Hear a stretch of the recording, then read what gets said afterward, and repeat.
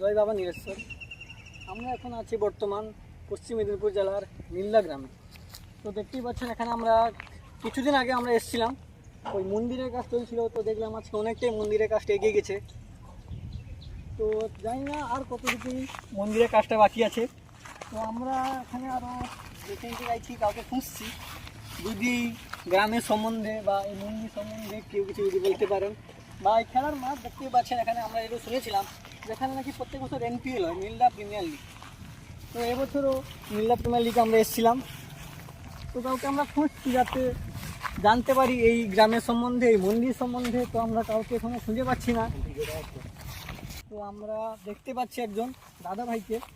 তো দাদা ভাইকে আমরা জিজ্ঞাসা করে নেবো এই মন্দির সম্বন্ধে কিছু।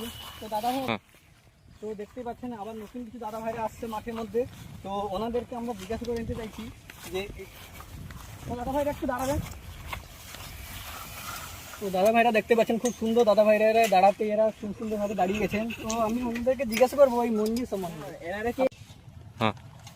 তো দেখতেই পাচ্ছেন আমরা দাদা ভাইকে জিজ্ঞাসা করছি যে এই মন্দির সম্বন্ধে আপনি যদি কিছু বলতে পারেন। দাদা, আমি তো গ্রামে এই তো নতুন ঢুকেছি, তাই মন্দির সম্পর্কে আমি জানি না, কিন্তু এই মাঠের সম্পর্কে অনেক কিছু আমার জ্ঞান আছে।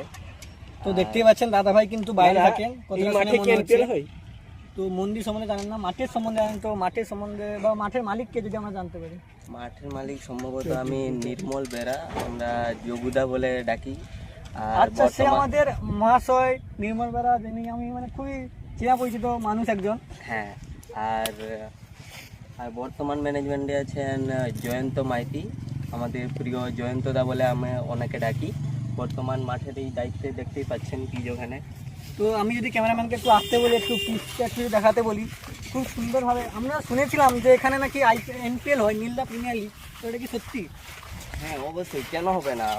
এই পরে আগের বছরই তো হয়েছে এনপিএল, এবছরও হওয়ার সম্ভাবনা রয়েছে, কিন্তু একটু আর্থিক অবস্থা খারাপের জন্য আমরা করতে পারছি না। দেখতেই পাচ্ছেন পিচের অবস্থাও খারাপ। দেখতে পাচ্ছেন এনারা প্রত্যেকদিন খেলতে আসেন, এনারা জানেন এনাদের গ্রামের অবস্থা খুবই খারাপ অবস্থায় চলছে। তো আমরা চাইছি যে যারা যারা আমাদের ভিডিও দেখছেন সবাই যদি আমাদের এই নাম্বারে ফোনপে যদি করে 10 টাকা করে যদি সবাই পাঠান তো খুবই সুন্দর, আমরা সবাই উপকৃত হই আপনাদের কাছে। পিচের কাজটা একটু দেখুন, এনারা দাদা ভাইরা খুব সুন্দরভাবে করেছে। দেখুন পিচের কাজটা এরা আপনারা কতদিন ধরে করছেন এই পিচের কাজটা?